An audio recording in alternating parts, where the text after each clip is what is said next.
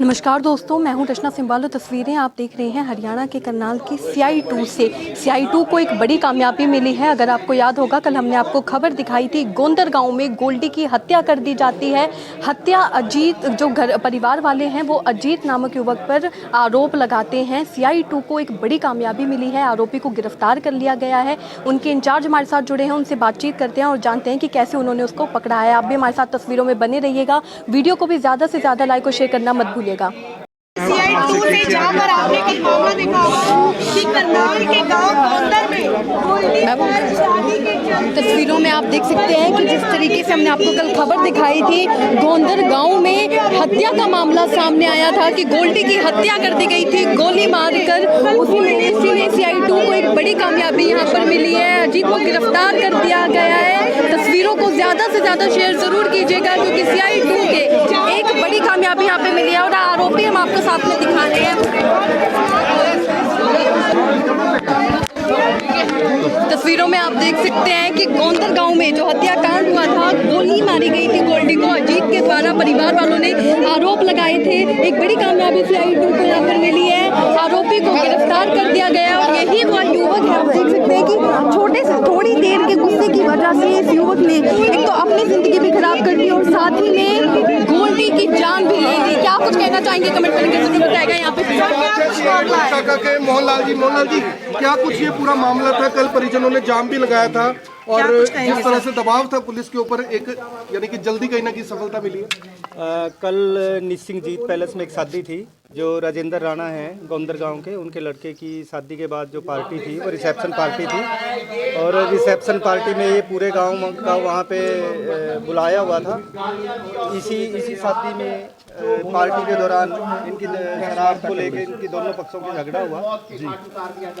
जी इनका झगड़ा हुआ और झगड़े के दौरान ही वहाँ जब इनकी कहा सुनी हुई, लेकिन जो वहाँ लोग मौजूद थे उन्होंने इनको आपस में दूर दूर कर दिया और इनको समझा के भेज दिया। जी लेकिन ये जो लड़का है जीत, इसके मन में रंजिश थी कि सबके सामने इसको साथ गाली गलौज किया और कोई गाली उसने अगर दी होगी तो ये कह रहा है कि मेरे मन में उसी चीज़ की रंजिश थी। ये उनसे पहले जाके गाँव में जो रास्ता है, जो नहर की पटड़ी वाला, वहाँ पे जाके ये खड़ा हो गया था।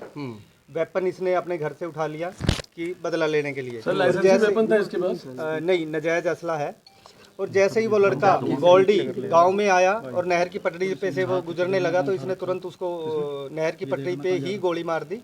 और गोली मारने के बाद और ये यहीं 1 साल पहले इसकी शादी हुई है और ये यहीं पे गांव में ही रहता है। दूसरा लड़का भी गांव में रहता है और उसको विदेश जाने की वो तैयारी कर रहा था। सर कहा जा रहा है पहले भी मामला दर्ज है अजीत जाने की तैयारी कर रहा था। इसके खिलाफ पहले भी लड़ाई झगड़े के कई मामले दर्ज हैं अजीत के खिलाफ। अजीत सर कहाँ से अरेस्ट किया गया इसको? टोटल आरोपी इसमें एक ये है और इसके अलावा 5 अन्य के नाम लिखवा। अरेस्ट कहाँ से किया गया सर इसको? ये तुरंत वारदात के बाद अपना यहाँ से भाग गया था। पहले ये नोएडा गया है, यूपी गया है, फिर नोएडा गया और दिल्ली गया, फिर हमने सेक्टर 4 से इसको गिरफ्तार। पहले 307 का मामला दर्ज था सर? पहले 307 का मामला दर्ज हुआ था क्योंकि जब इसने गोली मारी तो ये मौके से भाग गया था।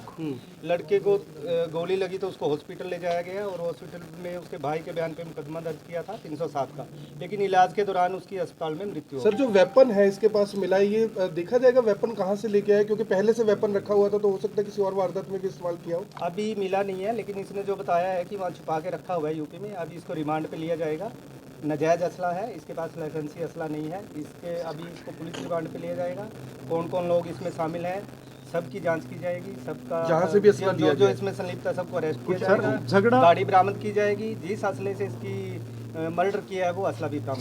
पुरानी कोई रंजिश नहीं थी? झगड़ा शादी में ही, कोई बात नहीं थी। शादी में जैसे लोग आपस में शराब को लेकर इनका झगड़ा हुआ था। स्टॉल पे शराब ये पी रहे थे और उसी शराब को लेकर ही इनका झगड़ा हुआ। सर और कितने आरोपी हैं इसमें टोटल? इसमें 5 आरोपी और हैं। उनकी गिरफ्तारी सर?